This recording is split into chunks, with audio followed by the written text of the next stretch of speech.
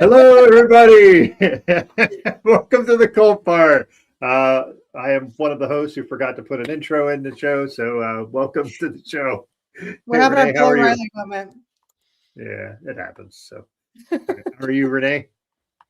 This is like I sat down just in time to go live after a crazy full day. So I'm doing great, but it's been crazy. So, Yeah, well, yeah. I mean, we both life is lifing. So, yeah. So, before we start, as always, what are you having to drink for the evening? If you have I'm any, having a black cat, which is actually red. If you follow the directions, I guess I could have put more Coke in it, but it's vodka Chambord, Ooh, uh, Coke, and cran. Now I've seen it also with like a cherry brandy or a cherry liqueur. I had Chambord, so that's what I did. nice. I haven't seen Chambord since the days when people would put it in Zima. This is really good. No, I have a fantastic story about how it came to be that we have Chambord in the house, actually. Okay, let's hear it. So my husband was at the grocery store, like in the liquor aisle, and this like old woman with a basket full of nothing but apples.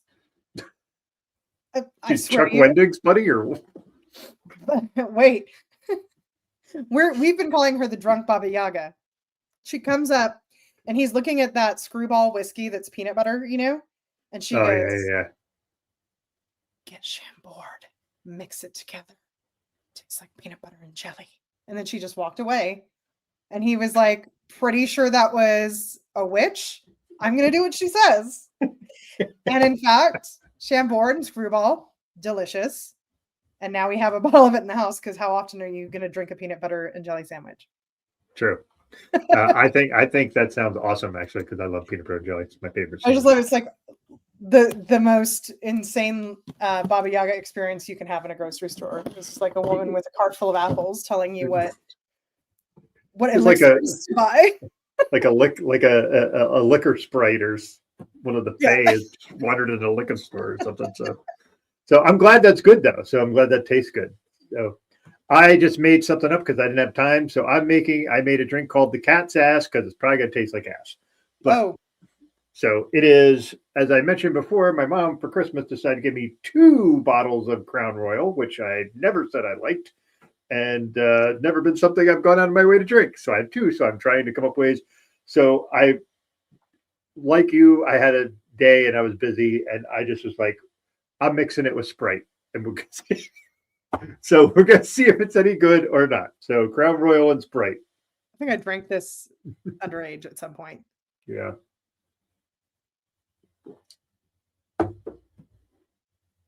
Actually, not half bad. I'm pleasantly surprised. A drink I invented. I didn't really invent it. I just put 2 things together. I'm calling it the cat's ass. What is Since a cocktail if not just somebody putting 2 or more things together? yeah, so just figuring, fuck it, let's make this and see how it tastes. I'm telling you right, it's Zach is back. I'm gonna keep fighting with you with it We're fighting. because both of us wanted this comment up there. Um, You're lucky, Zach. I say though, I've been so busy, and I've had like a series of weeks where like everything you go to do is like off in just the slightest way that creates like a cavalcade of problems that makes everything take 10 to 15 times longer than it should, you know? Mhm. So I actually last night in the middle of the night placed a grocery order to have Coke Zero and cranberry juice delivered to my door this morning so that I could get it, know it was here, and feel good about it before I left to go work and do all the other shit I had to do today. But that's good planning. That's good planning. So. Also, the glass is cool. I like those glasses. It's like little bumblebees. Oh yeah, I like this. The way the glass is shaped in the bottom is looks cool too. Yeah. So all right. So decent cocktails. Yours is better than mine, but that's fine. We're gonna do some stuff that you and I both thought this would be a nice, fun jaunt into cult land, and Well, we were wrong. to be fair, it's a lot more fun than most of the cults we do. That's fair. That's fair. There are some dies. Nobody died. Well, there is somebody who dies, but we'll get to that. But presumably of natural causes. maybe. That was my that was not my favorite part. We'll get to my favorite part. But first things first, we agreed in addition to having the kind of day that we've both had and being busy, we also felt that perhaps everyone had enough news today. If you're watching this not live, maybe it won't make sense that I said that, but honestly, that's just been the American way lately. So I feel like this could fit pretty much any day. But today especially. So we're not doing news today, or not cult news today. Although somewhere towards the end, I have a few pieces of news to share about myself. And then we have our like new branding to premiere next month. Next month. So there you go. There's some news. We have a really cool logo and more like changes to the visuals that you'll see next month. Mm-hmm. We're a cult. Jazz hands. Anyway. So yeah. No shapeshifters. Although it would have been pretty cool little twist in that story. That would have been fucking awesome. I would. To be fair, she did have a claim that was similar to shapeshifting, and we'll get there. Don't get ahead of us, Zach. Yeah, you're jumping ahead of the story there, Zach. So this is something Renee came up with, and we both thought, oh, cool, something a little lighter. Curious case of the Doomsday Cat Cult. I mean, maybe with the Doomsday part, maybe we would have got a thing, but we just thought it was a cat cult. And to be fair, so it was recommended to me by my friend Jean-Paul, who owns Space Cowboy Books out here in Joshua Tree, and he is like a fellow cult fanatic like we are.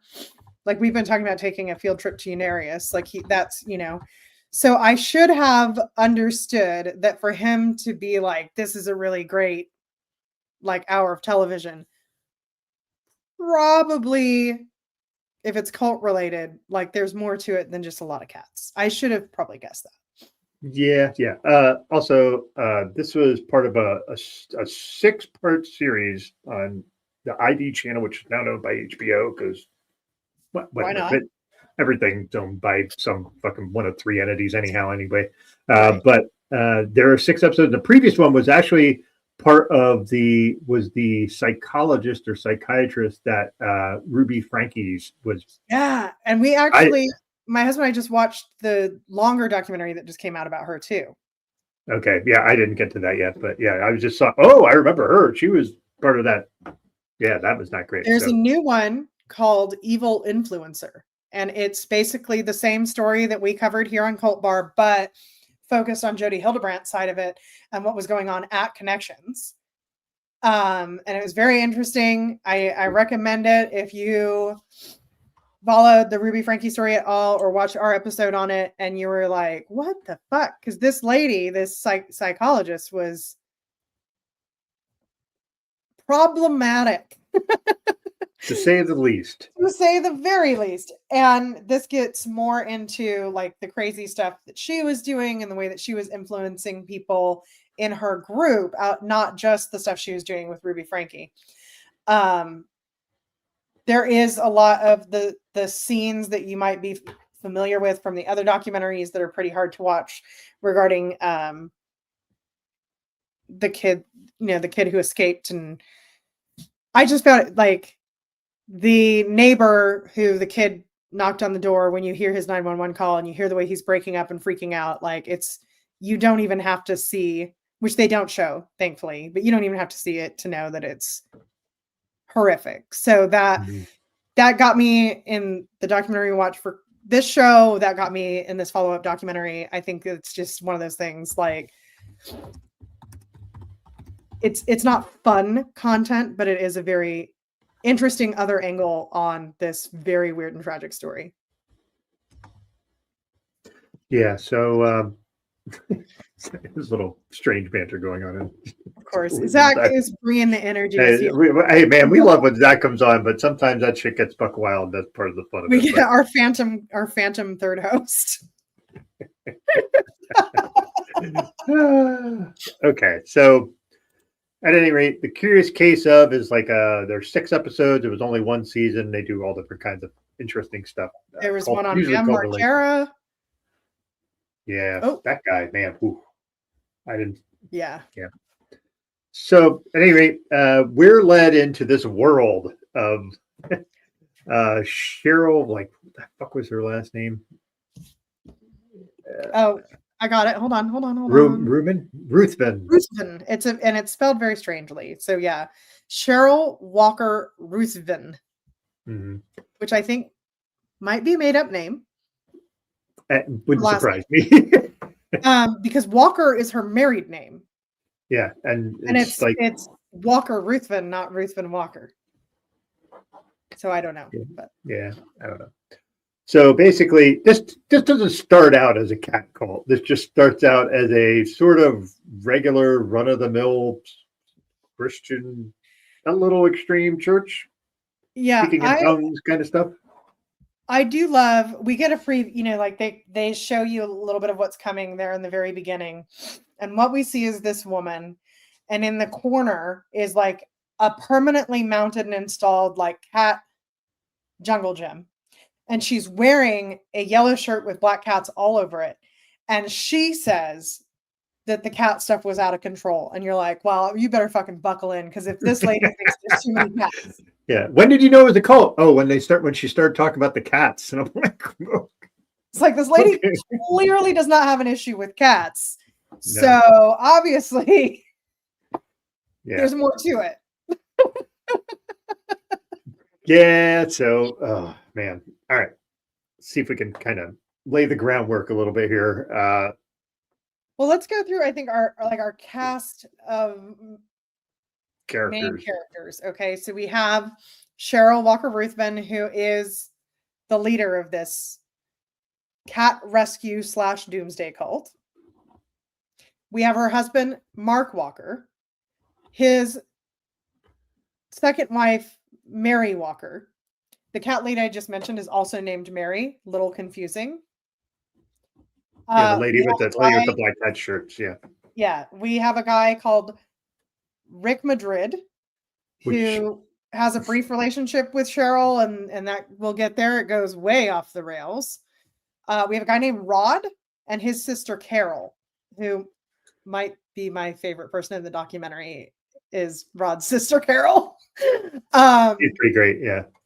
It's between her and Mary with the cat shirt, to be honest. But, Mary's probably my favorite one, but yeah.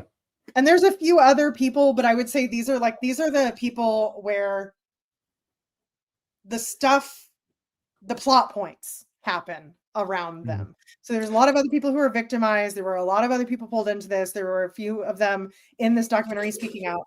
It's a lot shorter than the documentaries we normally do, so we're not getting as deep as we normally would get, but that's your basic cast of characters.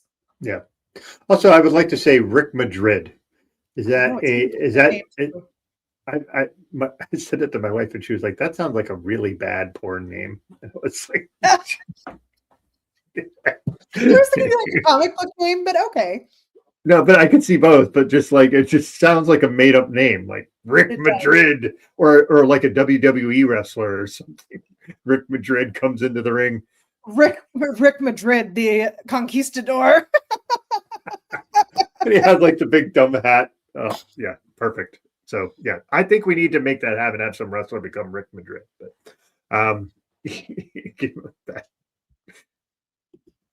I love it. I hope that you guys, the YouTube comments are popping off, which I always love when that happens. But if you continue to make cat puns, it's going to make me the happiest girl in the world. But also Rick Madrid, the Spanish Fly.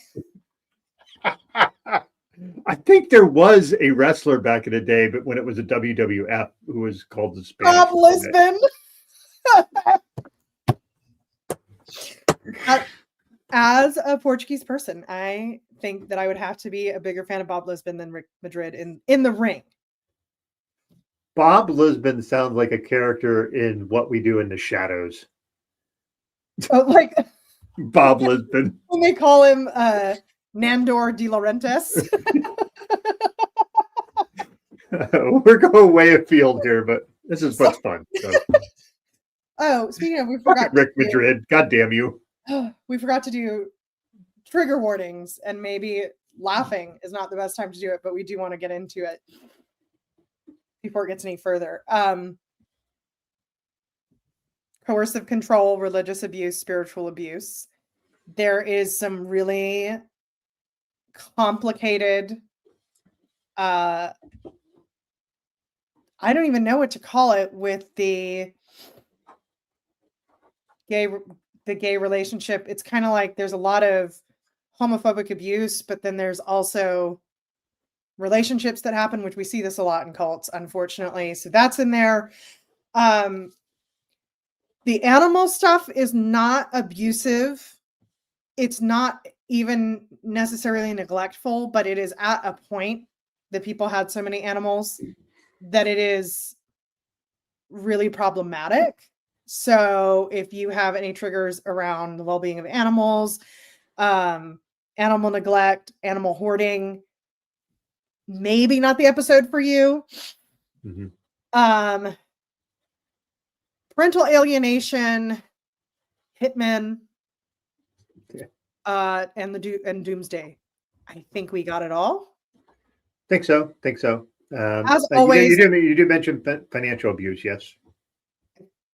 I think so, but if you did, if not, whatever, I'll double down if you did. Yeah. As always, there's nothing we do on this show that is more important than you having a nice evening or feeling happy and healthy. So if any of that feels like it's just not your deal, excuse me. If any of that feels like it's not your deal, we're not going to be upset if you don't watch.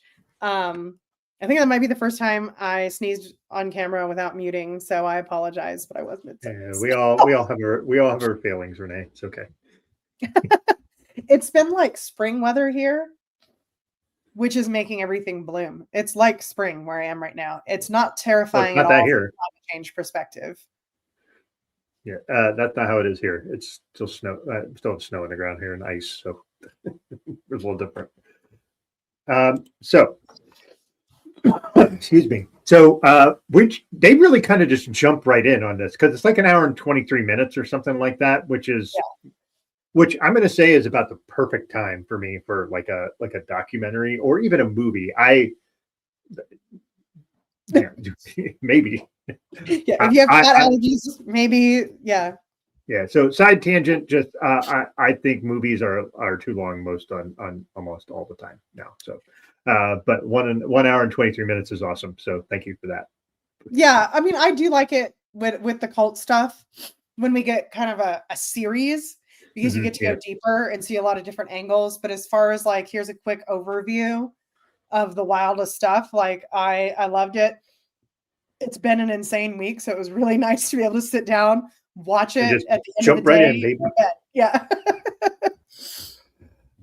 So yeah, let's. I can't sit through a movie. No, I am a fidget by nature, so you are correct. I am not a person who sits well.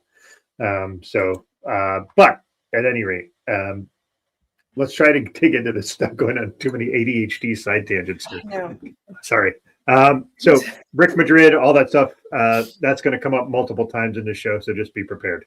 One of the things that I found, one of the things I found really funny, and I'm just going to say this early, is there's a part where Mark's new wife, his second wife, Mary, I think it was Mary, said that Mark was Baphomet, not Baphomet. Yes. Baphomet. That Ruth was claiming he was Baphomet, and that this is great. Okay. If you're into like any occult stuff, any hermetic stuff, any Jewish mysticism, this will blow your mind. That she was a demon named Asherah. Asherah was not a demon at all. I invite you to look that up on your own time because we've already had 50 ADHD tangents, but one of the things Mark says is that he thought it was really interesting. She wanted to be a pastor because to his knowledge, she had never read the Bible. So we certainly didn't do any extra reading either coming up with that shit. Yeah. She probably, that sounds biblical. There we go. Yeah. So, like you So said, yeah. Go ahead. Sorry, I this dominated starts all that stuff. basically she's going to this, she's not interested in church, even though her husband is. And then she finds this church that she likes. I forgot to write the name down. I have it. It is boy, Debbie Lynch, and her church was Gates of Paradise. Oh yeah, I have that. Oh, here we go. Gates of Paradise. I had Gates of Praise. Gates of Praise. My apologies. Oh, okay. So she finds this church called Gates of Praise, and what I think is so funny is she's like, "Well, I'm not really interested in church," and Cat Bala not come. Keep it coming, folks. Keep it coming. I love you guys so much. You're gonna make the hard parts of this show so much more fun. Anyway, the church she finds that she decides is amazing is like speaking in tongues and people like flopping around on the ground, like very Pentecostal, big church energy. This is not a casual congregation at all. But the thing is that Debbie Lynch, the pastor of this church, is very into women's empowerment the way she sees it. And Cheryl's like, "Hey, Mark, you need to come to church with me. You need to submit to me. And I'm the assistant pastor at this church now." Yeah, I think it was. So, Mark also said that Debbie and Cheryl became so close that it was almost like an affair. And then we find out later that at least sometimes Cheryl does enjoy a different kind of cat action. Mm-hmm. I know we're not a very euphemistic show, but I couldn't resist. Sorry. But Cheryl is apparently either bisexual or closeted lesbian. We don't know which. Mm-hmm. She chose not to comment on this documentary. And the people who had relationships with her, they only know the relationship they had. So that's where we're at. She's one or the other. So probably she was having an affair with Debbie Lynch. If nothing else, if your spouse feels like it's an emotional affair, it's probably not like totally above board. Maybe you shouldn't do it. Tommy Pastor Mommy. This is gonna be a good show. Let's go. Here's the thing. Every single person on this show is like, she was so beautiful. She's so attractive. And I'm like, she is average, not like average at best. She's just a lady. Yeah, it's like, okay. Yeah, but so it might be one of, but again, she's one of these charismatic leaders. So I feel like the charisma part is what other people found like, oh, this makes her even more attractive than just her looks. I wonder if that's that kind of thing. Ooh, as this drink goes, it's starting to taste more like cough medicine. Just FYI. That's disappointing. So can you put more ice in it? Maybe that will help. I think I would put more Coke in it, but I have a Gatorade here. You did say that you would want to do a show with this sometime, so maybe. Depends on how long we go. For me, that would be gummies, and that I'd be asleep. So. Oh my God. Look, most people are average. That's what it means. It's not an insult. I didn't say she's mediocre. I didn't say like, ew, get your teeth fixed, girl. She's fine. Yeah. Like she's not fine. She's just fine. She's fine. You know, like when somebody says, "Are you okay?" and you say, "Yeah, I'm fine." That kind of fine. But when you mean it. Yeah. Yeah. Sure. Not when you say you're fine because it's like your boss asking. Yeah. So the long story short, right, is that Cheryl just decides, I want my own church. She creates Freedom Fires Ministries, which is so like how it is. Does Christy Nome go there? Like, it sounds like such a MAGA thing. Mm-hmm. I don't know. Anyway, that's just a side thing. Yeah. Zach is gonna there's, Google there's, her. yeah. So, So So she Mark, starts this despite having no training and basically no knowledge of the Bible, and her husband is like, I think I'm done here. yeah. And to be fair, they have already at this point had 3 kids. Yeah. Well, one thing I did want to say is what I thought was really interesting from Mark's story. I almost forgot. Because he came from a conservative Christian background. They met when he was 23. They were married 6 months later, which is insane. Yes. And 10 months after that, she was pregnant with her first child. And then they just So kept she had a kid 10 months after they got married. She had a kid. So they got married and immediately got pregnant.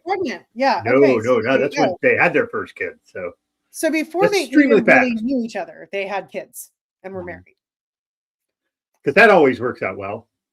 Well, and you can see him and like in retrospect, that was a bad idea. You think so, Doctor? Yeah.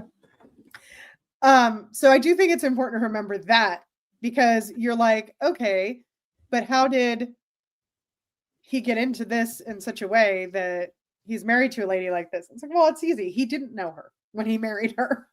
Yeah.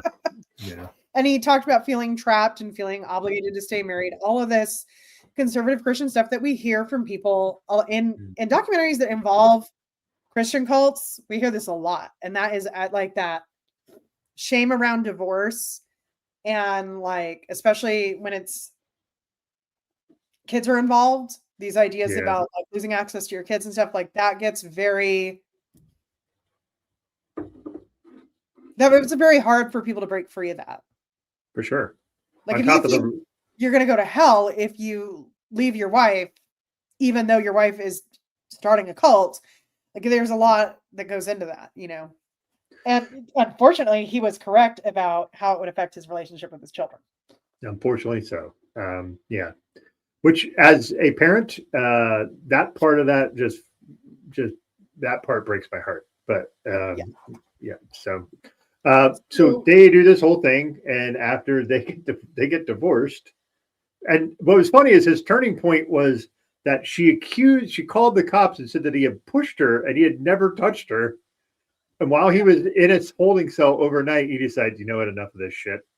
I'm getting a divorce. Yeah, which fucking fair, right? Like, and the thing is, when women do that, they don't realize how much that fucks up for women who are actually getting abused, because this is that whole shit where you're like, oh, look at all these false allegations of, let's say, rape. You know, these guys, their lives are ruined. Like, if a woman comes forward, that's a big fucking deal, because she has a lot to lose. Yeah. Like, and she was just like, fuck this. Yeah. So. And I do think, I mean, that's like, but by the time this happens, okay, yeah, you do have a lot of time to think in a holding cell, and not like happy thoughts.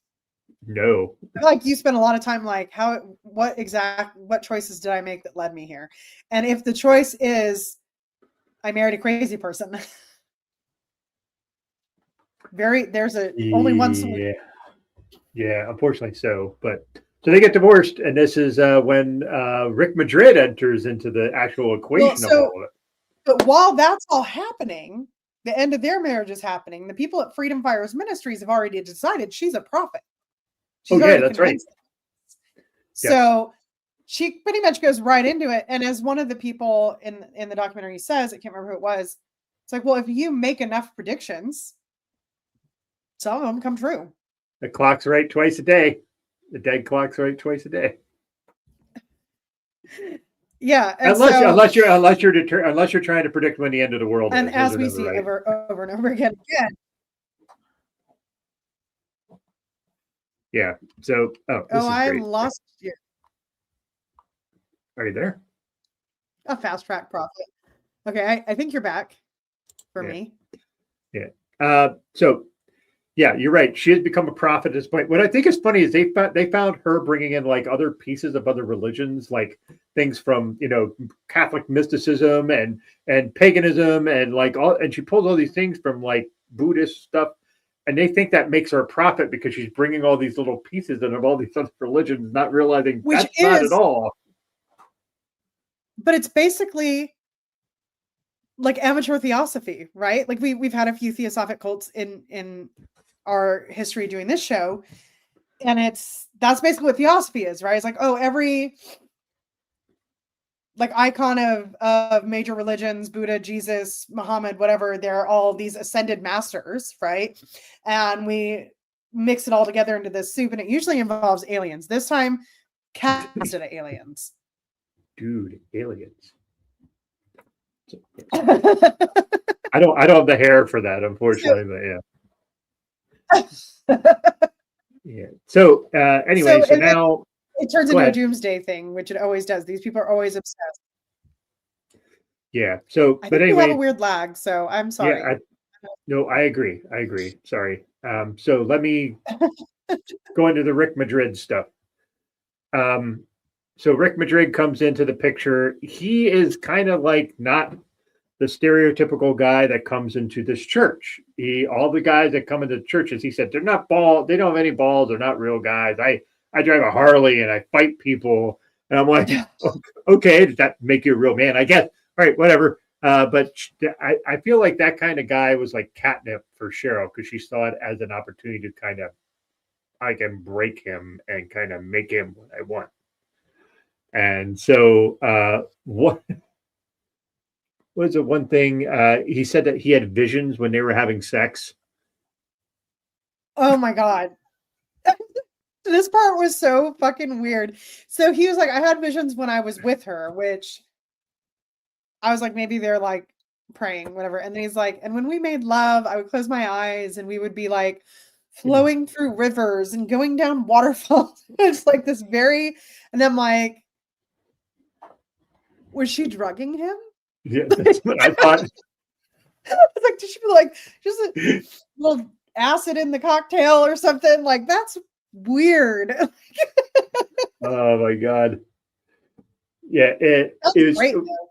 It makes sense that he would do crazy shit because that sure sounds like an experience. Yeah, and I can't say that I've ever had visions having sex before, so I can't say I've had that experience. Never been taken away to an alternate universe where you were one with a river. Yeah, one with the river. He said one thing where he said she got stronger and stronger the longer we were together, which I don't know if he meant that sexually or if he just meant that as like a time thing, but I'm assuming sexually because the way I thought he meant like spiritually. And I think from my perspective, because his thing was like, yeah, she was a bad person, but she had this like power, right? Yeah. Eventually that's his position. I think that he means spiritually, and I think it's one of those things where it's like, well, was she getting stronger or were you getting pulled deeper in and manipulated better? Maybe she was a succubus. She's literally physically stronger. Yeah. Yeah. So sorry. Oh God. At any rate, I think I am allergic to this episode. I don't know what's going on. Maybe it's the drink. There's nothing in here I don't normally drink. Except for Chambord. But I've had Chambord plenty. Well, you know what? Did I have a stuffy nose last time? I don't know. Maybe it is. Maybe it is. So maybe I have one puppies. Maybe. I have a note. Really invested in Doomsday Dommy Mommy.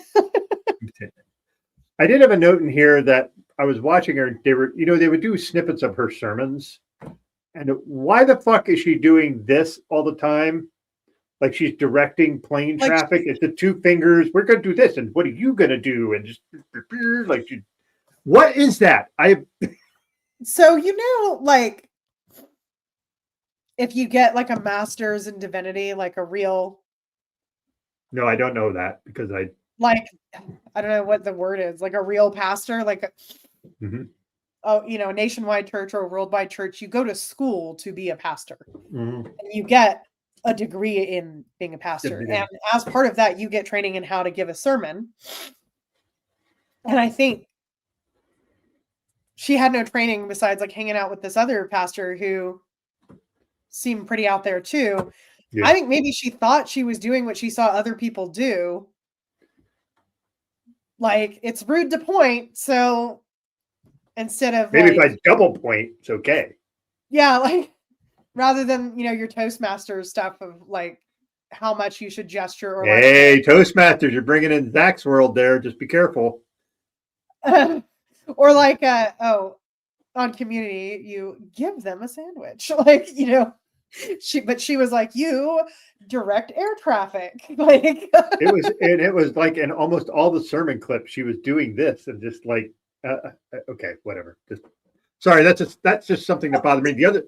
There's one other thing that bothered me in the whole documentary, and it was the fucking fonts they used where they typed where they had like what was what's that font? It was not great, and it was a weird color. It's funny because I was gonna make a joke about being a cult, and then Doug was like, "Oh, you're getting into Zach's world," so I didn't, and then Zach made a joke about it being a cult, so I went with my instincts. And he did it on the show. It was just me and him, and we had to do Toastmasters challenges on the fucking Friday show. Oh my god! One thing was we had to talk like a British person for 2 minutes, and I just couldn't fucking do it. Like in a British accent for 2 minutes, and I'm like, "There's a million British accents. Which one do you want?" First of all, that.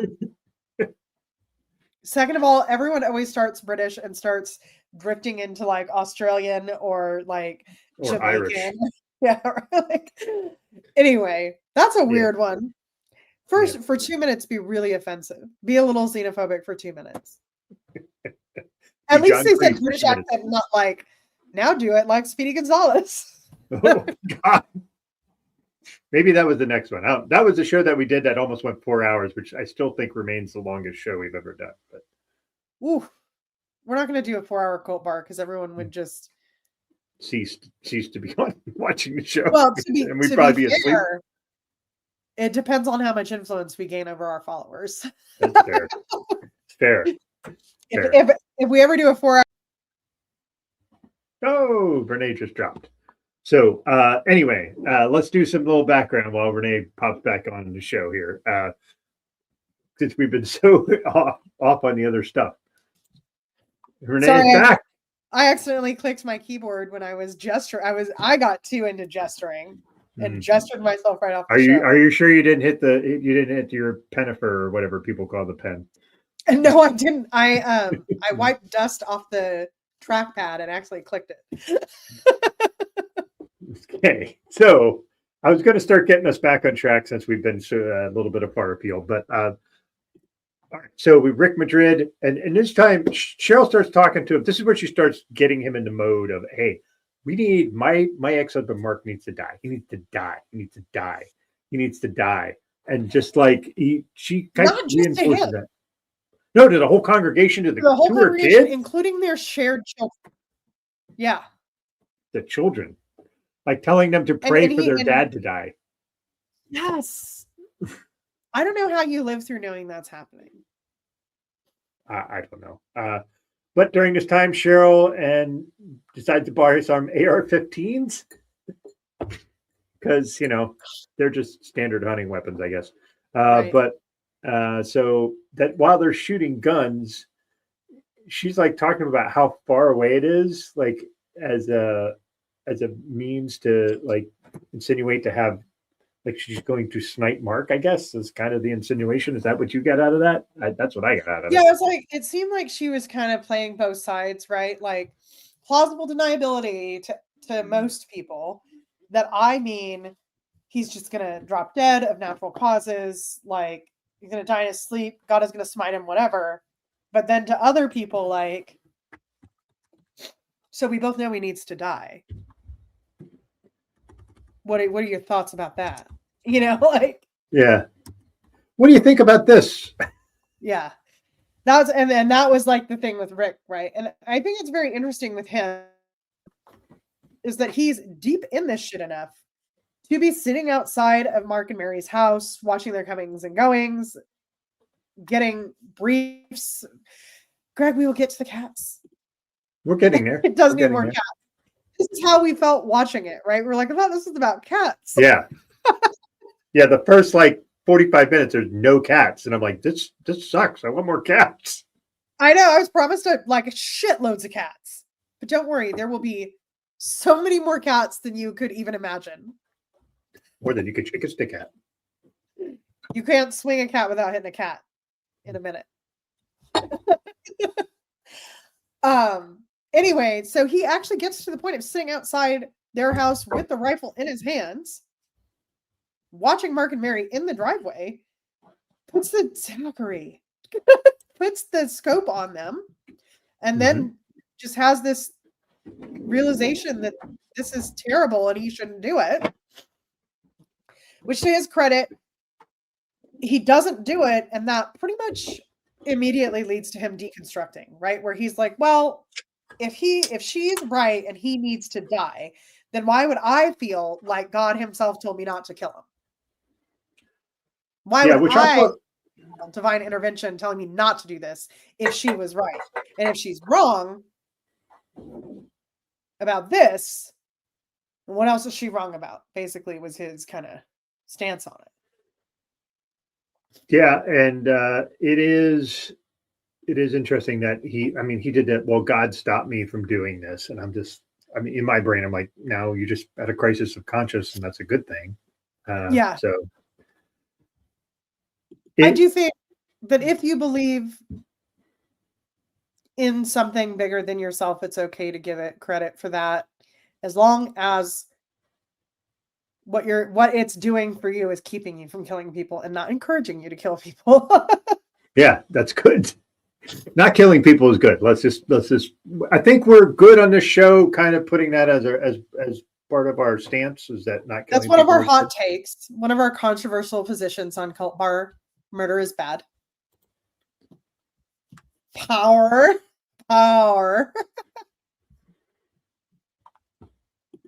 Yeah, that's a good point.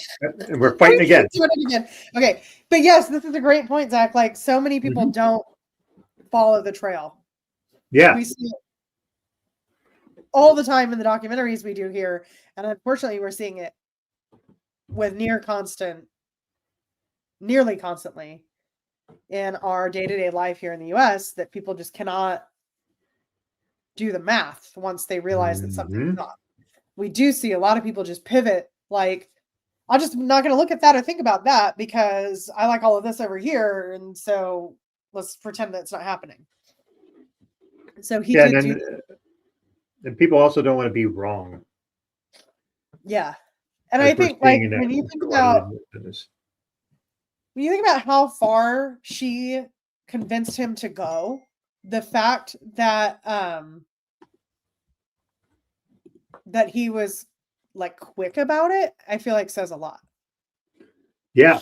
And interestingly, like the idea that Rick was like doing this and then decides against it leads to like this cool reveal, because we're kind of led to this thing to think that Mark is dead. Like that he's assassinated. And all of a sudden they just pan over and then there's this guy standing there, and we're like, they did a great job of that, because that was cool that they did it that way. What does she call it? Like, she was like, oh, that was when we still believed that we could have a happy blended family. And she talks about other things with so much like gravity, which I'm sure this whole situation start to finish was horrific. But it makes you really believe, like, oh shit, Mark's dead. Yeah, but that's like what we were thinking, because it was like just keep kind of insinuating that this guy killed him for this lady, and then the guy just didn't. And yes, obviously I'm glad he didn't, but man, what a buildup, and just the way they panned over to him because they were on her, and then just kind of like just zoomed out, and then he was there. There's like a meaningful pause, and then like, and we're so glad that he made that decision. And I was like, oh, because I kind of thought when they're like, and he didn't do it, I kind of thought like, but then the next week, and he decided to do it anyhow. But it was almost like M. Night Shyamalan directed that one shot in the documentary. Yeah, here's a reveal you weren't expecting. Yeah, so the documentarian being like, and then pause, just wait. Just wait for it, wait for it. So, like, that was a cool reveal. That was actually what, like I said, I think this was fairly well shot. We've had documentaries that we watch that were like, I don't know what these people were thinking, how they put this together. There was a little jumpiness to it sometimes, and I think the ending was a little flat, but like, It's ID, you know, yeah, they're that's not true. doing high budget, like crazy stuff most of the time. They're kind of like they're more about getting more out. So I think for the way that they do things, this was done extremely well. Yeah, and I got a lot out of it. I mean, I got a lot of information. I did, talked to a lot of different people, which is nice because that doesn't always happen. A lot of times they don't get. I mean, we've been fortunate. A lot of things we picked are like, well, yeah, they got enough people to kind of talk about the shit that really happened, and in this case, they did. I think because they have multiple people who were in it and got out. They have people who, unfortunately, when we start talking about Rod, people that got out but their spouses did not. Man, the Rod story. Yeah. Ugh. Well, before we get to Rod, I want to talk about Mary L, our friend with Yeah, the cat. Mary Lancaster. Mary Lancaster. What a name. I like that name too. Yeah. So she and her sister, who she was like, her sister's like her best friend, both get involved at the same time. And she is also dealing with a lot of shame over being a lesbian. And she's in the closet. Her family doesn't know she is gay. It doesn't seem like anybody knows she's gay. And she kind of seems to think that at this time in her life, not when she's speaking in the documentary. Sorry, just Sorry. here conversation. Honestly, if you're not in the YouTube comments when we are live, you are missing out.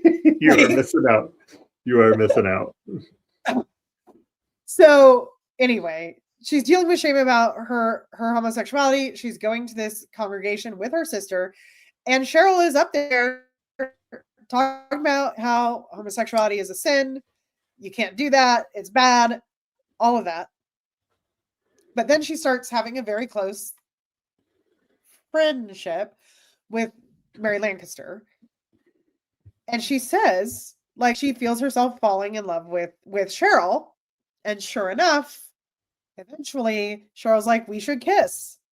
And then one thing leads to another, and they're having regular sex. And Cheryl is still getting up on Sundays and talking about homosexuality being a sin. And she's going back to Mary and saying, but what we have is different. It's not homosexuality. It's ordained by God. Yeah, it's of God, which is like a very Christian thing to say, of God, Oh, of God, that's right. Yeah. And so it's this weird space where, Mary has very strong feelings for her. She's having what feels like a healthy relationship. There's no way it was. She's doing a lot of free work for Freedom Fire Ministries, producing music and doing all sorts of other stuff for free. And then one day, Cheryl's like, yeah, so we're not doing this anymore. Bye. Which, breaks Mary's heart and kind of spins her out and throws her back into like the complicated feelings she's had about her sexuality. Because I don't know, she doesn't say this explicitly, but based on the things she said leading up to it, I feel like there was probably some element of like, well, that was the only way that I was going to get to have a relationship with a woman because it was different. Because of what Cheryl said. And Mary chooses to stay in the congregation despite being heartbroken, despite feeling taken advantage of, because she is so indoctrinated at this point that she does believe that if she walks away, she is going to be struck down by God too. And that breaks my heart, like, yeah, I don't know. Like, she was using that, like, Cheryl's very good at using people and finding fulcrums to kind of fuck with people. And all these kind of cult leaders and narcissists do this kind of shit where they find the thing that you want and then kind of turn the dial on that and use it to completely fuck with you. And Cheryl's very good at this. So, and I felt bad because Mary just is the cat. Well, not really in this cult, but My cat thinks so. yeah, I thinks think it's him. most cats think they are. Unless they're orange cats. Orange cats are kind of doofuses, but like that's a different beast. Yeah, orange cats are just happy to be included. Yeah, for sure. Yeah, so we have a tortie and two black. Well, we have a black cat and a tortie, and the black cat is like kind of a dunce, and the tortie just owns the house.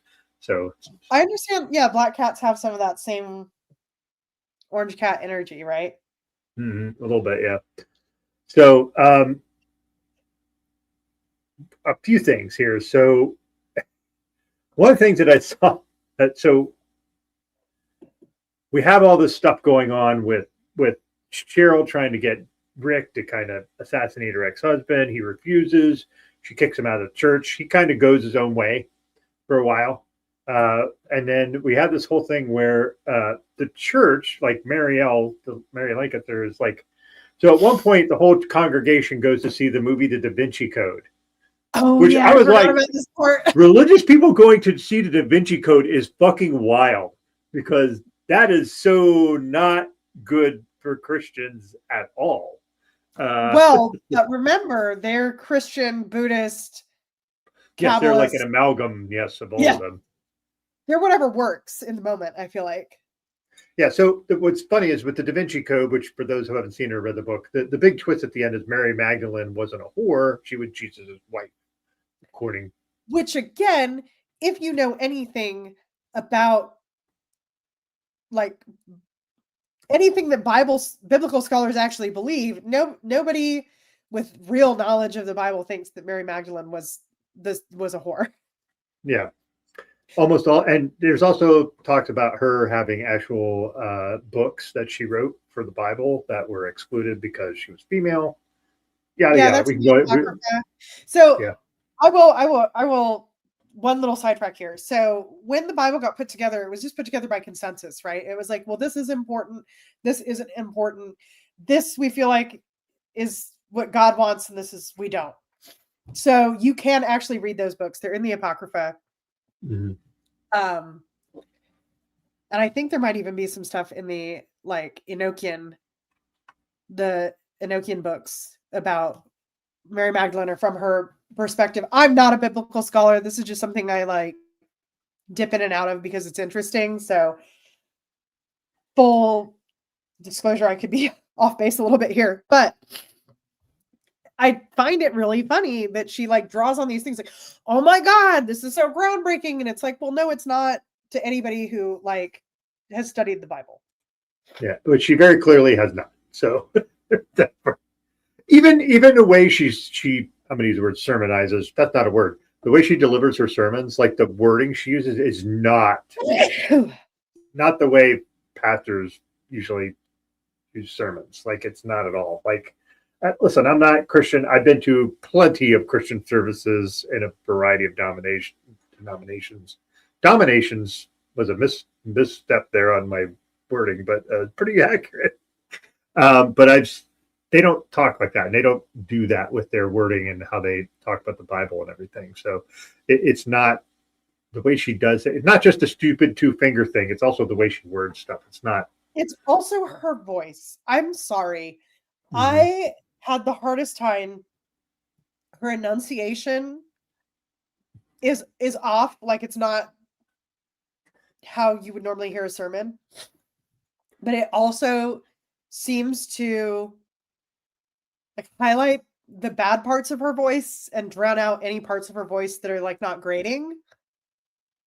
And that was another situation where people talk about how charismatic she is and I'm like, I cannot stand to listen to this woman talk. Here's the thing. What I find interesting is so many people who say, well, this person is really charismatic. Her, as an example, a more prominent example right now is the person who leads our country. I don't understand how that person is considered charismatic. I don't understand it, but people are magnetized to certain personalities. And that's what makes humans super weird and super fucked up and super great all at the same time. Is just like, who's charismatic? Like, there's certain people I think are really charismatic and people don't find them that way except me. but that's the subjectivity of human But existence. it's like chemistry, right? Like that's basically what we mean when we say someone has charisma is that they have chemistry with a lot of people. Mm-hmm. But I'm just like, man, she's not this like inhuman beauty that people describe her as. When she talks, she doesn't make a lot of sense.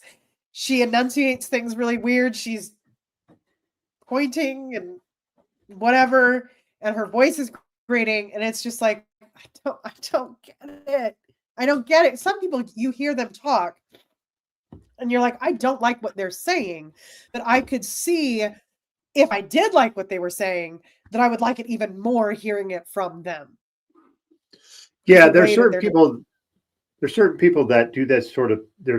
There's a sort of like, I'm going to use the Jordan Peterson example. Like there's a certain intonation, and they sound intellectual, and they're not. But the way they do the very calm voice, the very tonal, like it's almost like a lulling voice. And then there's other people who are very hyped up, but it works different for different people. You know what I mean? So I don't get what people saw in her as charismatic, especially with her voice and how she does things, but certain people did. I'll fix her, Zach. Don't you send her my way. I'll fix her. Hey, she likes women, so clearly that's something. Well, first I'll lure her in, and then you lure her in with your Mulder back there will be your wingman, and yeah, one of my angry geese. Oh, angry geese. By the way, Doug, I think you're right. I think I'm allergic to the drink because the inside of my mouth started to itch. So we're putting that away. Maybe it is. You know how like some people are allergic to like kiwis and stuff like that? I wonder if does it make your tongue feel like stingy? The whole inside of my mouth, roof of my mouth, and back of my throat started to itch. And I was like, okay, we're done. I don't know what in it is doing that to me. But me either. So sorry for all of the snuffling and sneezing and bad sounds, guys. Yeah, the show got super hot when I started talking about my runny nose, Zach. All right. So another thing that I'm going to talk about. So clearly she's motivated by two things: money and power. Like, so yeah. There's that too.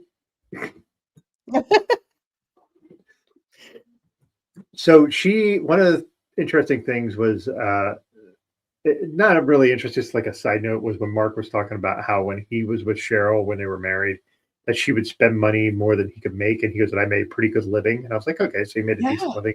And then in their divorce settlement, he said she probably got about $750,000 out of the divorce settlement.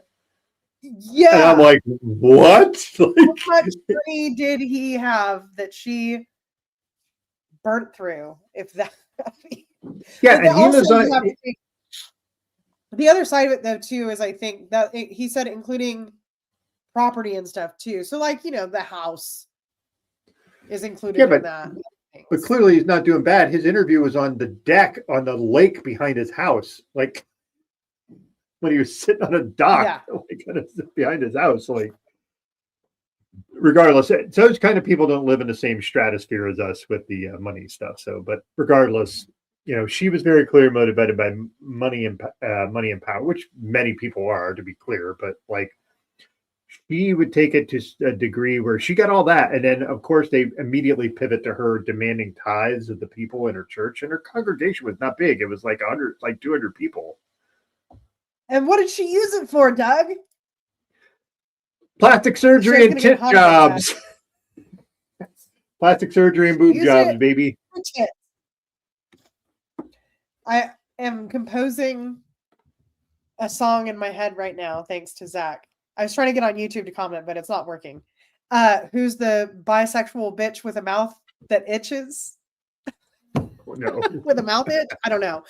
But then you gotta bring in something of big tits that also kind of rhymes. We'll get there. Yeah, well, there's actually, I think there's another phrase that was said by Marielle when she was saying that when they were moving, which we haven't gotten there yet, but she said that the bus ahead of her was filled with cats, chickens, guns, and gold. I wrote that line down too. I was like, that is a country music song. What's going on? How dare you live my dream, first of all. Second of all, what the fuck did I just hear? And I feel, and I'm like, okay, cat, chickens, guns, all right, all the thing, and gold, like just fucking gold. Where did like the chickens come from? They all live in suburban why are houses. chickens valued? Chickens are cheap, shitty animals. They're like really easy to get. They're not expensive to buy. Well, that was the other, like, I have friends who have chickens, and what they said, because I was like, oh, I kind of want chickens. It's like, well, if you want the most expensive eggs you've ever eaten, get chickens. Yeah, we had chickens in our yard for like, we got like a mobile coop so we could move around, and we had 5 chickens, and that cost us more money than if we just went out and bought eggs. Like it was not cost effective. It was cool, but it was not cost effective in any way, shape, or form. So I mean, like, even when you get like a lot, you're getting them all at once, so you can't use them. And people end up giving them away. So yeah, anyway. Yeah, I can't make that go away. Yeah. So yeah. Anyway, go ahead. What do you have? What's that? What'd you say? Oh yes. Please, you give us that one, Sanjan. That's for you. His vibes are very new age. Yeah, very new age, hippie-ish, worldly kind of guy. Like you get the vibe that he's had some experience with mushrooms, and somehow he ends up in a relationship with Cheryl, who then comes to his points out all of the art she thinks. You want to know how he met her? This is my favorite part. He met her on spiritualsingles.com. Oh, that's right. I forgot about that. Yeah. They met on a dating app for spiritual people. Christian mingle for everyone, I guess. For spiritual people, I suppose, instead of religious, but whatever. But she tells him that the nude painting, the art, like, this is not porn. The nude paintings in his home are portals for evil, and he has to destroy them. And again, somehow they were not together for very long. But immediately this dude is like hooked in, and he's like, all right. And he burnt $50,000 fine art. $50,000. Most people don't even have $50,000 worth of art. No, I would venture there's very few people that actually have $50,000 worth of art in their house. Like very few. So yeah, like, and what's funny is he's in a documentary for like 2 minutes, which I feel was like the duration of his relationship with her. Yeah, it was so like, wait, she did. Well, you fucking. Someone comes to my house and says demanding I burn my. Why is he in this? Yeah, like why is he in this whole thing? I think because it illustrates that she had this ability to really get under people's skin very fast. Because it does illustrate that. Like 99% of people on the planet, that happens to them, and they're like, oh, we're not going to work out. It was great seeing you, but yeah, we're super fucking incompatible. And he instead is like, okay, I guess I'll burn $50,000 worth of fine art. Well, he did the thing where he was like, she looked good in lingerie. I'm like, great. So you burned $50,000 of art for a woman who looked good in lingerie? Like, that was the thing that's crazy, is that everybody would be like, well, she was just so hot. She's just so hot. I'm like, there's a lot of hot people in this world.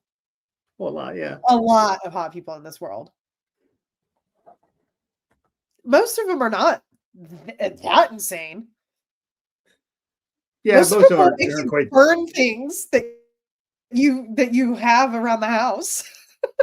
I don't like that. Set it on fire. What? Get the fuck out of my house.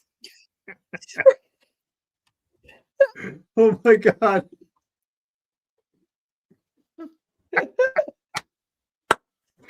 Oh, never. Yeah.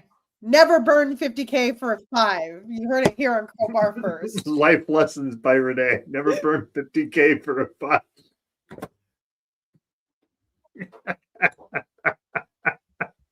Oh man. Yeah. So here's the fun part about the move we talked about with the cats, gold, chicken, and guns. That happened after they started collecting cats, obviously. Yes. So we should get to the cat. We're an hour into the show. Yeah, we should start talking about the actual cats. So there's a point where Cheryl decides that with this fucking she for some reason gets in her head that cats are divine and they're going to be the conduits for humans when the apocalypse comes. It's so weird to me that they said, oh, this is not unusual. The Egyptians believed this, that, but they didn't talk about. So like right now, if you go to a lot of countries with a high population of Muslims, there's a lot of reverence for cats. I'm going to fuck up the history, so I'm not going to go into detail in it, but Muhammad really liked cats is the gist, right? So like when I was in Kuwait, there's cats everywhere. Just everywhere. And people put out food and water for them and like leave them alone. And there's all these like rules and beliefs around when you should interfere. Like if it's okay to spay or neuter a cat, if you should take them into the vet. And in different areas, the values around that are different. So like in Kuwait City, you would see some cats that look pretty sickly, but apparently in other countries that kind of follow the same practice, the cats are like always taken in for medical care. Like everybody in the town takes care of the stray cats. These cats own the town.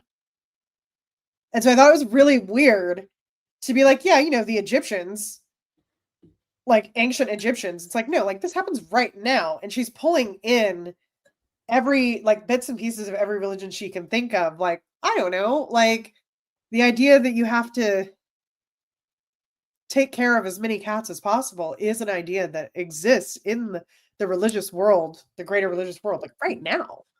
Mm-hmm.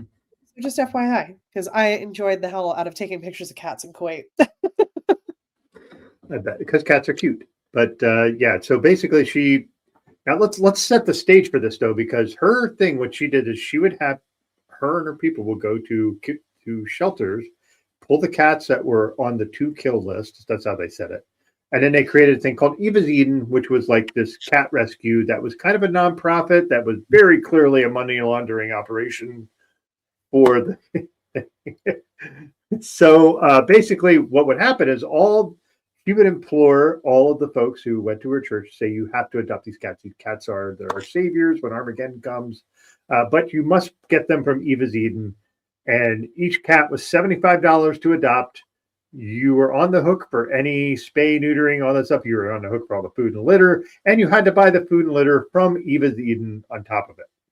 And it was also your responsibility to take care of the cats that were not healthy enough to be at Eva's Eden. Mm-hmm. So you would have the whatever number of cats that you specifically adopted from Eva's Eden. Mm-hmm. Then you would also have cats that just came from kill shelters that you had to take care of and get medically sound and buy all of the food and supplies from Eva's Eden so that they could go then be in Eva's Eden to be adopted. So it was like she's getting people on both sides. Mm-hmm. And there were people talking about having like, well, our Mary L said she had like 17 cats, but there were people talking about having like 30 or 40 cats in one house. And just the mental tax of there's no way to keep that many litter boxes clean. There's no way for your whole house not to smell like cat shit and cat piss all the time because there's so many cats.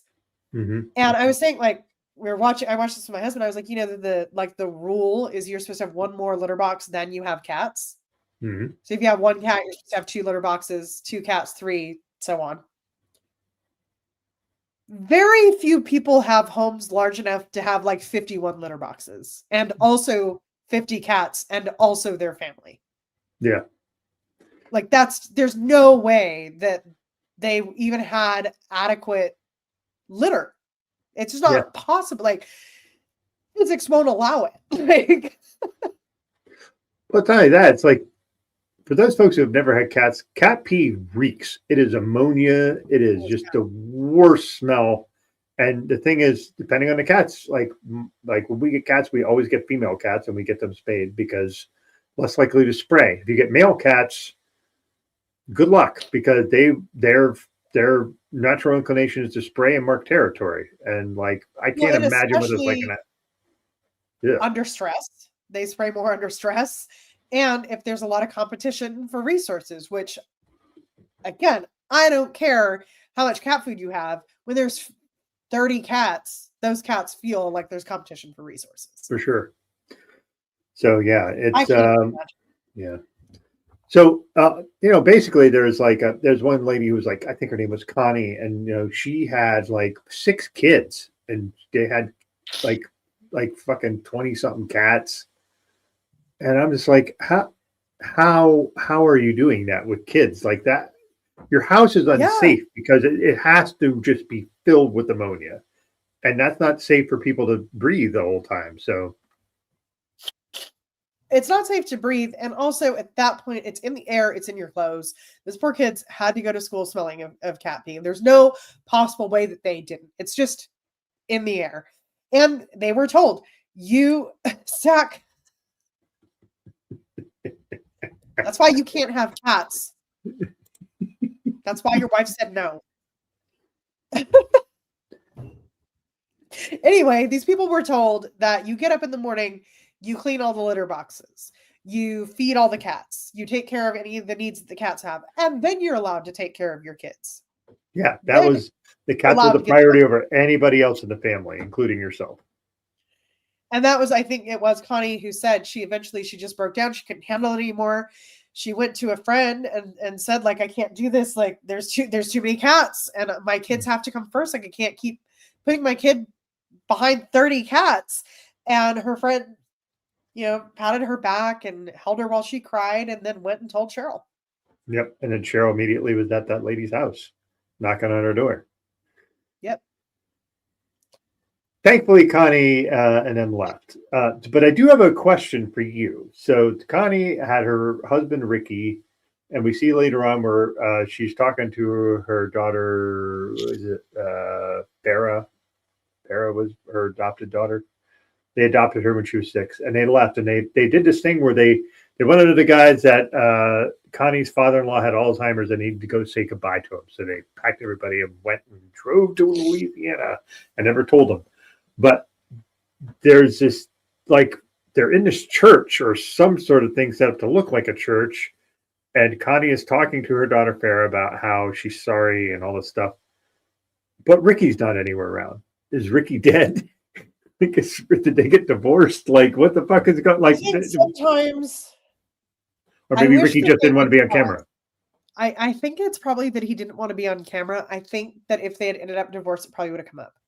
Yeah, fair. But it just seemed weird. Weird. It's easy enough to just put like a little note at the bottom of the screen, like Ricky declined to be a part of the documentary or whatever. Because I could understand being like, I do not want to go on camera and talk about how our house reeked of cat piss for several years and we didn't take care of our kids. Understandable stance to take. Yeah. So yeah, it was just an odd thing that I noticed, and it was interesting because I think her daughter, I want to say her name was Farah. I could be completely wrong there, but basically said that I'm glad we moved when we did because I don't know if we would have gotten out otherwise. So like, good for them. We're missing one person that you and I both need to talk about. And it's well, real quick, I want to say they played this quote twice, which Connie said she went from being a woman of God to a nutcase. And I do think it's funny because where they started was men have to submit to their wives, but mostly to Cheryl. And the world is coming to an end. Yes. But where we draw the line is too many cats. Yes. Yeah. So So let's go. We got to talk about Rod and Carol. Your two favorite people. So why don't you give us the Rod Carol story here a bit? so we So can poor delve Rod. into that. I I feel don't know if bad he for said Rod, what he man. did for a living. Do you know? I feel Do you bad. remember? What's that? Do you remember if they said what he did for a living? No, I don't think they did. We know he traveled for work Hmm. because this is important. Most Sundays, he was on the road for work. One Sunday a month, he was home. And that is when he and his wife would go to church, which is the church they've always gone to. And he thought that they enjoyed. And one day, she's like, I want to let you know I'm going to a different church and I have been for however long. And he's like, oh. She's like, you're going to go with me or else. And he does. And then he's like, what is this? She's like, you need to do this and that and the other, or I'm leaving. And it seemed like he did kind of go with it for a while until it got like to the point of seriously just like, you have to do whatever Cheryl says. You have to love Cheryl. Like Cheryl is a prophet. Cheryl is, what did she say she was? Like Jesus's sister? No, Jesus' wife. Like Oh, right. She was Mary Magdalene. She promoted herself as Mary Magdalene. So she would do these things that she thought she was the bride of Christ. She would do ceremonies where she was the bride of Christ. Which is like being a nun is also that same idea, but it's not nearly as weird as what she was doing. She would have, probably equal amounts of gay sex, though, if we're being honest. Probably, yes. Yeah. Anyway, so basically, his wife says, "You submit to Cheryl, you do whatever she says, or we're getting divorced." Then he didn't do that, and he comes home from work one day, and the kids have all written him goodbye cards, and they're gone, and he doesn't know where they are. His sister Carol has already started doing research on this lady, and she's got like a file. Basically, they call an emergency custody hearing. They present their file of weirdness, and the judge is like, okay, well, if your wife believes any of this shit, she is not okay to have custody of the kids. You get full custody, but also we don't know where the kids are. So he can't get them. Well, you should obey that, Cheryl, Daniel. If you're married to a Cheryl, just not this Cheryl. If you're married to this Cheryl, then don't do what she says. Get out of there. Because she thinks you're Baphomet. Baphomet. So he gets full custody. He manages eventually to get them, physically get them. Yes, but because his ex-wife said, all right, the court's mandating, I'm going to come back, I'm going to give you these kids, then let's do counseling. Yeah. So they go to counseling, and she says, I'm not going to that church anymore, and I love you so much, and I want to make it work. And he's like, great, because the problem was the church thing. And they start reconciling, and they're going to move in back together, but they want a new house. So he is convinced by his wife to put the children's permanent address as the home she is living in. And then she's like, surprise! I'm full of shit. I'm still going to that church. We're still getting divorced, but you have given the physical custody of the children to me, so I get to use that against you in court. Mm-hmm.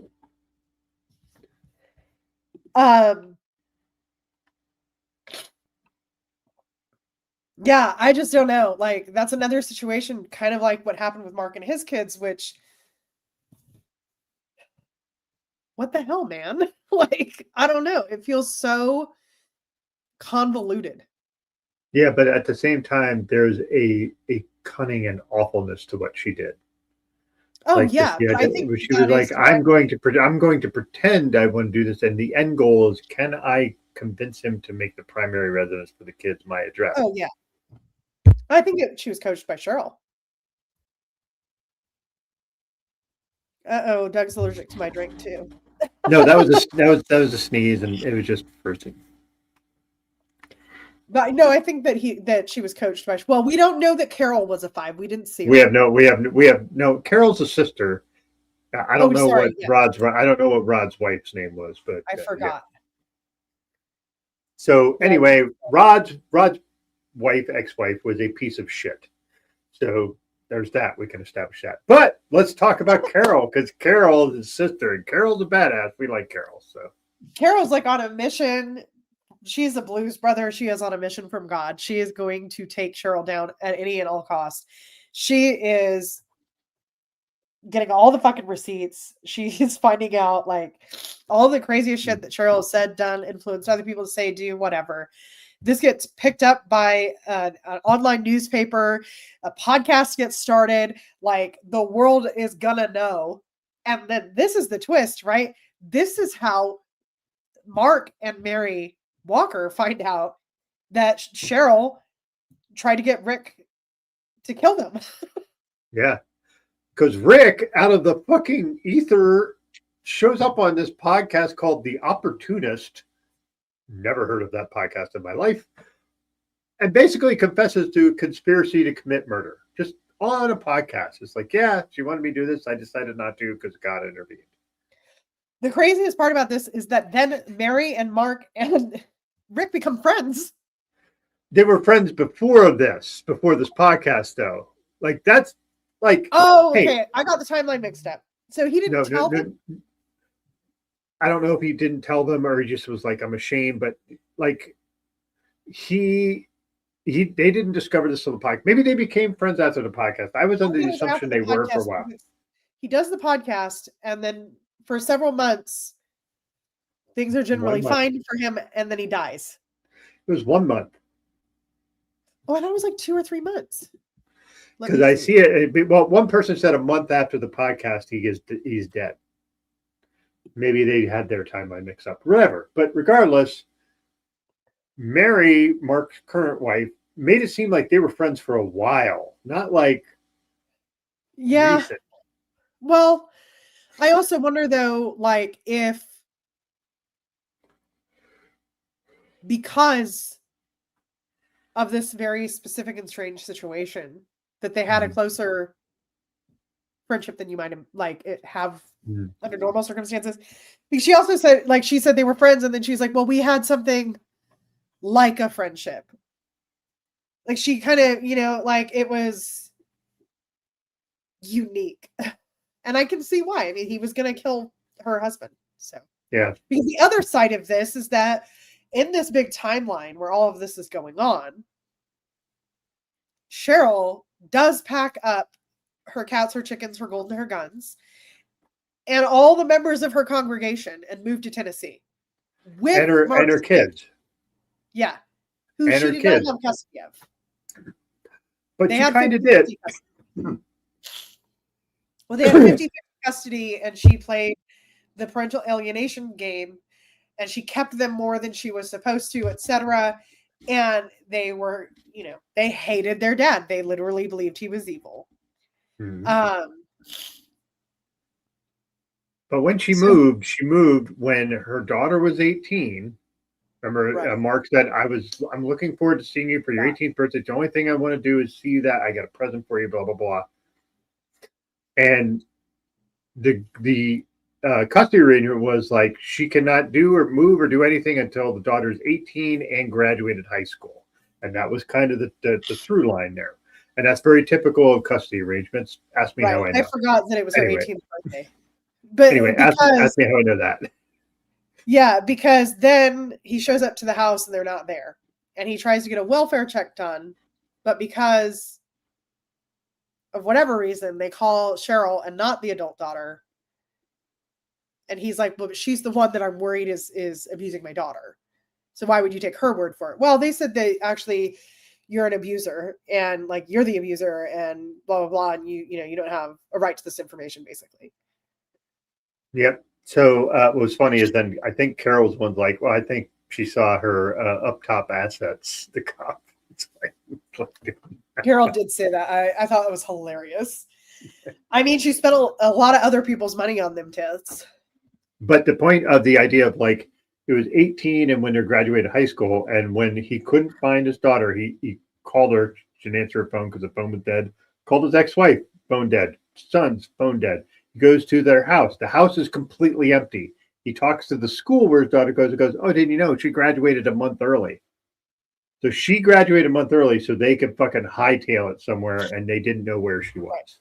Well, but even prior to this, he told his wife, Mary, if you see my kids, run the other way and call 911, because he believed that his children would kill her. Yeah. How fucked up is that? To think that your kids, because of your ex, would fucking kill you if they saw you. That's just, ugh.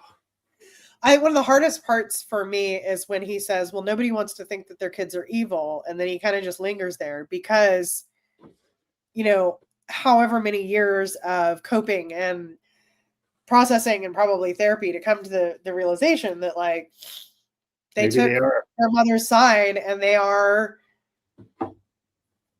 in this cult and they do what mom says. They believe what mom says to believe. Like, you're not going to break through that like on your own. Like, they're going to have to break through it and you just have to hope that it happens. Yeah. Yeah. I think the comment when I think I wrote it down was the idea of like, he said, you don't want to think your kids are evil, but maybe they are. Yeah. Like that's terrible to think of your kids, but like, if your kids have had an environment where they just basically are like getting pummeled with your dad's evil, like over time, it's going to have effect. So what can he do? He can only just try to, try to maintain and keep your, like, that would just, again, as a dad of 4 kids, that would just fuck me up in a way that I can't explain. And I'm not sure how much therapy I'd have to go to just be okay. I think we all know that claims of parental alienation are often exaggerated by people who suck as parents and really want to blame their ex. But if you've ever like seen it happen for real, obviously not at this level. I don't think many people have seen it happen for real at this level, but obviously some people have. But if you ever see it happen for real, you see how it really ties that parent in knots, because it's impossible to separate the way someone is treating you from how you feel about that person. And what happens in parental alienation is that the other parent basically convinces the kid to be an asshole to their parent. Mm-hmm. And it's like, as a parent, I like to say, unfortunately, I've seen it happen in real life. That parent doesn't want to give up on their kid and definitely doesn't want the parent who's willing to do this to be the only influence. But at the same time, it's like, well, how many times can you have the same fight with a teenager whose other parent isn't holding them accountable for growth? And who is in fact feeding this problem and making it worse. And go ahead. There was a thing where he was talking about how Mark was saying, I was told to not talk bad about their mother in front of them, which is the right thing to do. It is the right thing to do. As someone who's been divorced and had kids with my ex-wife, and my ex-wife and I co-parent really well. We're lucky that we were better off not being married, and we work pretty well being co-parents. But that's not always the case. But I will say that in the case of me, from my perspective, is seeing men and women in the divorce process. Usually a lot of the women are kind of like, I just want it 50-50 and I want it easy. Yeah. They want it easy. And sometimes the guys are just dicks and talk shit about their exes, and that's not good. And then it's the other way around. Yeah. None are productive. Like, your kids are the ones that should matter. And like in this case, like Cheryl saw her kids as pawns, and to be able to just fuck Mark over as much as possible and make him hurt. Because he didn't acquiesce to what she wanted. I think that we see that she only really values people for what they can provide her. And that's what Mary L talks about, is that in retrospect, she believes that their whole relationship was based around keeping Mary L on the hook to keep doing all this musical stuff. Music for free. Yeah. Yeah. So also because Cheryl is either in the closet or bisexual, and is abusing her position to get to do that without having to own it to a congregation she's been telling it's sinful to. Well, we've seen that in multiple cults where somebody Right. will be shitting on like a sexuality, but participating in it completely themselves. Yeah. So one of the other things we need to talk about a little bit, I think, is the idea that so this move happened and it moved from Washington State to Tennessee. All right. And then there's that thing. So Cheryl buys a 42-acre plot on the mountains of Tennessee outside of Murfreesboro for $1 million cash. Cash. Here you go, $1 million. Here's my property. So she does that to get away. But like in this case, like you said, we had this whole thing where Rick Madrid went on this fucking podcast, and a couple months later or a month later, or whatever it was, he's dead. Nobody knows the cause of his death. They couldn't find a death certificate either. No. Or an obituary. Well, okay, sorry. To be fair, they said in the state where he supposedly died, they will not release death certificates to anybody but family. Yeah. So that is just, they couldn't physically confirm that. But they also couldn't find an obituary, which is so weird. So there's this thing of like, did he die, or did he like, I'm checking, maybe he's Bobby Lisbon now. Well, maybe the thing is Bob Lisbon. Yeah, maybe it's Bob Lisbon. But you know what's so Mary, Mark's current wife, Mary, what the fuck was Walker. So Mary Walker is able to score this meeting with Randy Madrid, which is Rick's nephew. Which Randy Madrid also sounds dubious. That's a name. So, but Randy refuses to be on camera, which don't blame him. Like, if that was me, don't get me involved. I'll talk to you off camera but don't say shit. But basically he told Cheryl that, like Rick told him that Cheryl wanted all of the family dead, not just Mark. He wanted Mary, the kids, all of them dead. Like Mary's kids, because Mary had kids. They were a blended family. Right. So, there was 3 kids that Mark brought into the marriage and 3 kids that Mary brought into the marriage. They had this like whole blended Brady Bunch fantasy. And then there was a hitman and a cult. So Randy can't validate how Rick died. Like he can't. He doesn't know. And like he said, he's heard several different stories from several different family members, which is like, fucking what? Yeah, like they all have a different story. What? Like they didn't. Like, because you feel like if you say, I just knew it was something to do with his heart. I could see that, like game of telephone in a family. It's like, I don't know. Somebody said it was a heart attack. Somebody said it was congestive heart failure. Somebody said it was whatever. You're like, okay, but it was his heart. But this is just like, nobody knows. Like everybody has a different story. Maybe it was his heart. Maybe he got shot. Maybe he was abducted to outer space. Who fucking knows? Yeah, one of the things somebody tried to call to track him down. The person's like, "Oh yeah, he had sleep apnea. You don't die from fucking sleep apnea. You can die from sleep apnea, but it's got to be pretty severe." Yeah,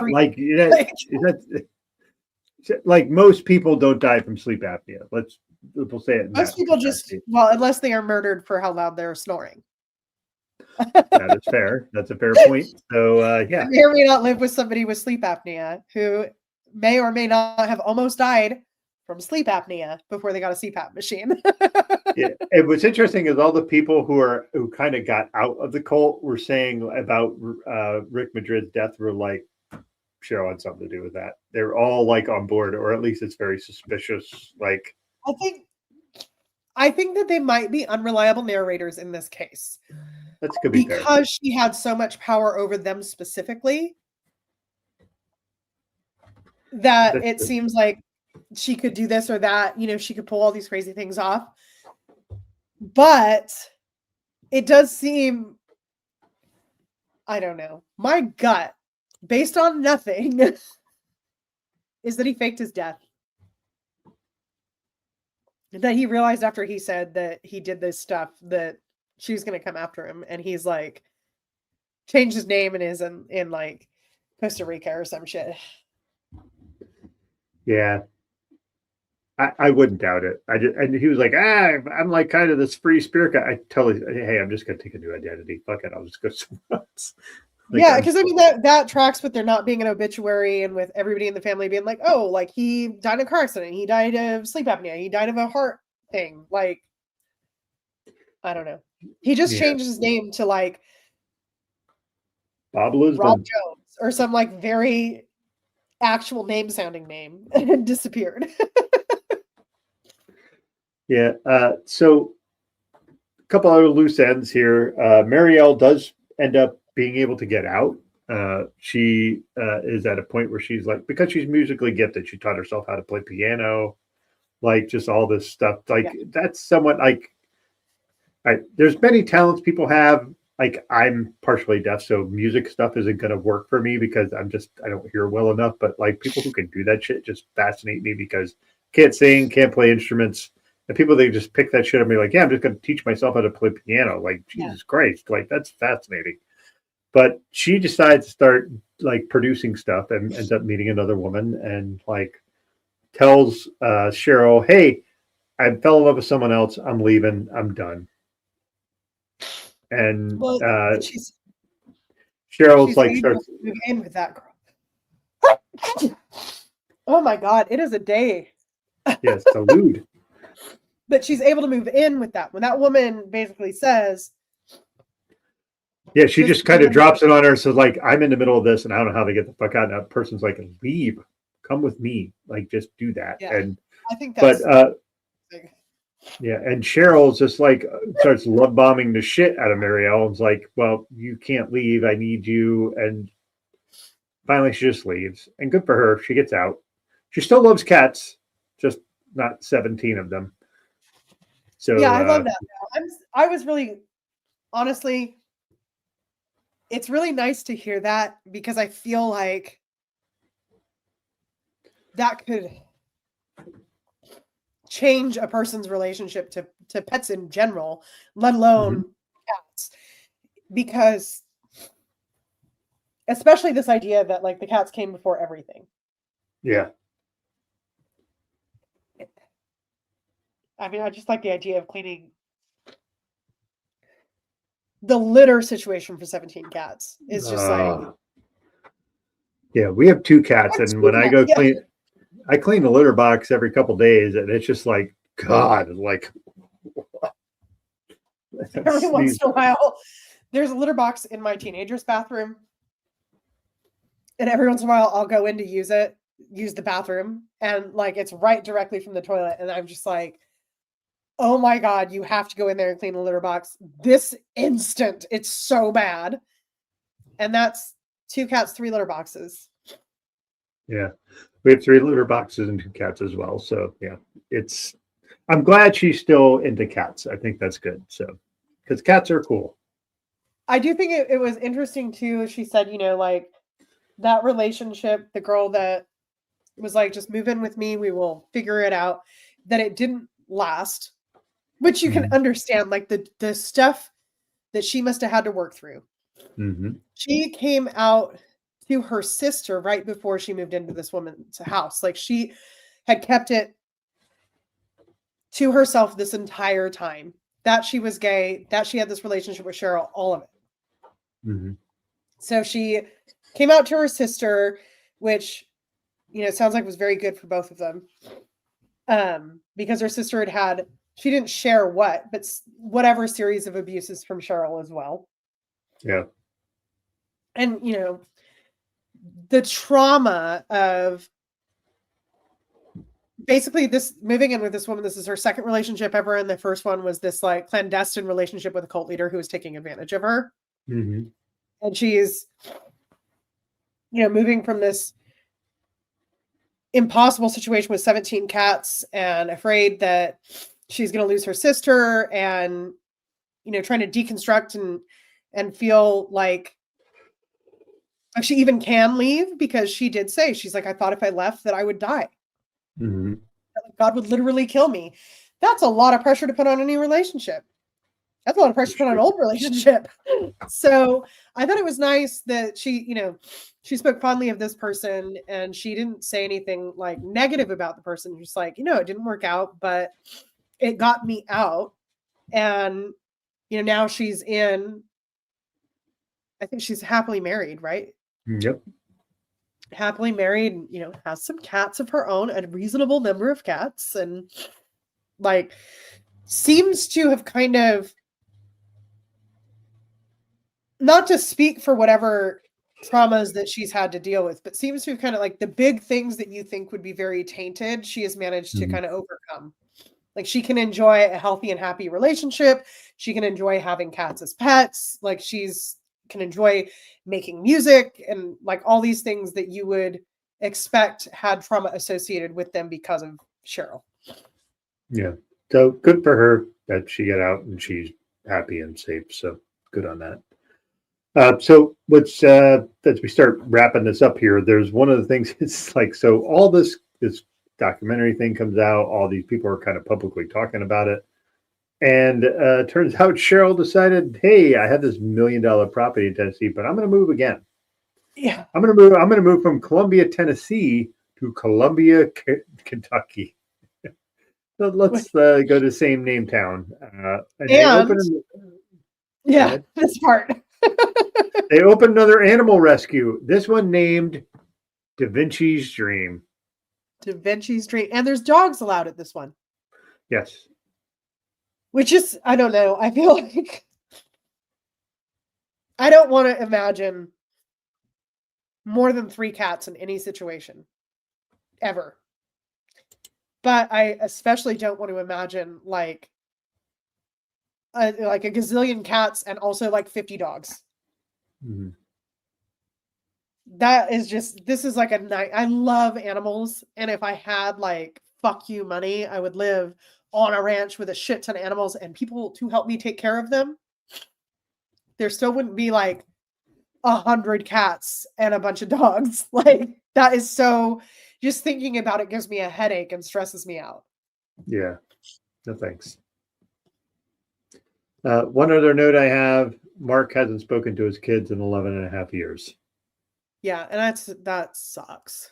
That sucks and makes me very sad.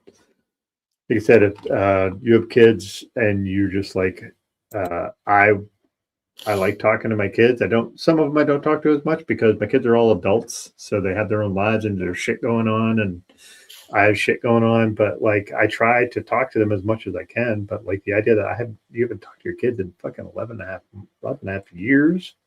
And you didn't get to say goodbye either. That's the other thing, is they just disappeared. Mm-hmm. And he never got to speak to them again. That's Yeah, wild. the one thing I would say about Rod's kids, Rod's wife and the kids left goodbye cards. At least they gave goodbye cards, which that's not consolation. That guy got fucked over by this fucking evil fucking woman and well, Cheryl, because Cheryl's mind controlling the wife. But like, let's say it that way. But like, it just sucks. As we like say all the time, right? Like everybody who's involved in these high control groups are responsible for their own actions, even though they're also victims. And so, yeah, she's being manipulated and probably egged on by Cheryl, but she made her own choices also. And they were really awful, nasty, like you said, evil choices, like things that you just don't want to imagine people go through. And here's what I will say. They didn't talk about this in the documentary, but I think there's an element that women were particularly drawn to what Cheryl was saying, because most of these women came from relationships with very religious men. Cheryl married Mark. Mark had a conservative Christian background. She didn't want anything to do with church. Then she finds this Debbie Lynch lady who's like, actually, women are in charge and your husband should submit to you. That's probably really exciting, especially if she's backing it up with anything that sounds like Christianity, right? That you can like throw back at your husband. I think there was probably some of that going on with the situation with Rod as well. Not to the extent that I think that these men were doing anything wrong, but to the extent of like this lifestyle of a conservative Christian home where there's these certain expectations of the wife, like maybe she even grew up in that. Maybe that's what she believed was her role all along. And then you have someone being like, no, you can have power. That's very attractive. And the right situation, the right person, the right process could be very healthy. but it's the wrong person, the wrong process, the wrong everything, Yeah, there was a thing with Rod too, where his wife was like, Cheryl says you need to give me complete control of the finances or I'm leaving and taking the children. Right. And that's blackmail, and that's not cool, and that's not good, and especially when you're using the children as pawns. So, and even the reality would be, if your goal is a more equal relationship, a healthier relationship, it would be, we need to share responsibility and transparency of finances, not give me all the money. Yeah. So anyway, curious case of the Doomsday Cat Cult. Lots going on. We thought that was going to be fun. It was a little darker than we expected, but yeah. Any last comments? Use more cats. Not the people in the cult, but us. Like in the documentary, could have used more focus on the cats. For sure. So we did get to see some cute cat footage. That was about the best part of that. So unfortunately, like, you're seeing the cute cat footage while also imagining what it's like to live with 30 cats in one house. No thanks. Yeah. No thanks. So anyway, let's talk a bit about next month. What we're going to do. We're going to be talking about the cult behind the killer, the Andre Yates story, which I haven't heard Andre Yates' name talked about in a long time. So I don't know, like, what the age range of our viewers is, but you probably recognize this name. This is a woman who murdered all of her children. And the diagnosis, I guess, was postpartum psychosis, which is a very real thing. I want to make it clear that I'm not trying to debunk this. I'm not trying to say it doesn't happen or that it doesn't happen at this level. It does, and it's scary and terrible, but that's an argument for more support for new mothers. But I think I shared this with Doug when we talked about doing this one next. Is there was always something a little off about that story and about the way that she was reacted to up until the point that she killed the kids. And this documentary is looking into the church that she attended, which they are labeling a cult. And so we will get a new perspective on this older and very tragic story. Yeah, for sure. I'm looking forward to this because, like I said, I haven't heard Andre Yates named in a long time. So yeah, I'll be curious to see where this goes. So that's what we'll be doing February 4th, 9 p.m. Eastern, 8 p.m. Central, 6 p.m. Pacific. Who gives a shit about Mountain Time? So it's that. But you choose to live in Mountain Time, you figure your own shit out. Yeah. It's like the narrowest and it has the least population of any time zone in the United States, with the exception of Hawaii. My favorite thing was driving through not quite through Navajo Nation. So you're driving in and out of Arizona that does not recognize daylight savings time, and Navajo Nation that does. And you keep until you realize that that's what's happening. You're like, what is going on with my arrival time on this GPS? I keep bolting into the future, and then and you're like, it goes like this, but the road goes like this. There's a super side tangent funny story about a guy in the old ABA, which is like a fledgling basketball association back in the 70s that was rivaling the NBA. And there was this one guy who was a really eccentric dude, and he flew from, I think it was like New Orleans to Georgia or whatever. I think it was from Georgia to New Orleans. And his flight started, and it was a less than an hour flight, but he arrived like 4 minutes before what his departure time was. And he's like, I'm not taking any plane that time travels. I will drive. Fair. He thought he was time traveling. I mean, technically, in so much that kind of is. So we made it up. So yeah, for sure. So we made it up and then decided to complicate it with time zones. Yeah. Anyway, folks, thanks a lot for joining us, hanging out with us. Apologize for the lack of intro. We'll see if there's an outro. Could be, maybe not. We'll see. Oh, but I have to share, remember? Oh, yeah. Please do. Go. Yeah. So if you're in Southern California or you feel like traveling far on short notice, this Saturday, I am part of a really cool art show here in Joshua Tree. It's the biggest show I've ever done. It's disco themed. So the front room is this like incredible, just mind blowing. Everything is disco glass. The artist, there's like a disco glass Mary, like Jesus's mom, Mary, and like working traffic lights and just anything you can imagine. There's what's the name of the little hippo everybody likes? Moodang. Disco Moodang. And then you go into the back and you'll see like I have 2 full walls of my photography and then the drag queen that I worked with, photos I took of her. And I don't have a Twitch, maybe live on Instagram. I don't know. There's gonna be lots of like Andy Warhol style pop art of this amazing drag queen, Lady Chalane, and then also some great photos I took of her. It's gonna be super awesome fun. And then next month, February 14th, Valentine's Day, Dirge is officially relaunching, and we are having a massive relaunch party at a different gallery right here in Joshua Tree as well, where we're going to have we're splitting a show. So we have a little lounge in a back room with cool, queer, crazy art and music and champagne and probably Jello shots, and whatever else. I'm in the early planning stages of that. So come to Joshua Tree the second Saturday of the month, the next 2 months, and hang out and see weird shit. Yeah. So yeah, that's going to be fun. I wish that I was closer that I could do something like that. Unfortunately, I cannot. But one of these days, when Cult Bar makes us millions. So anyway, folks, thanks for joining us. We'll see you next February, 9 p.m. Eastern, 8 p.m. Central, 6 p.m. Pacific. It'll be fun. We'll talk about Andrea Yates. Very fucked up stuff.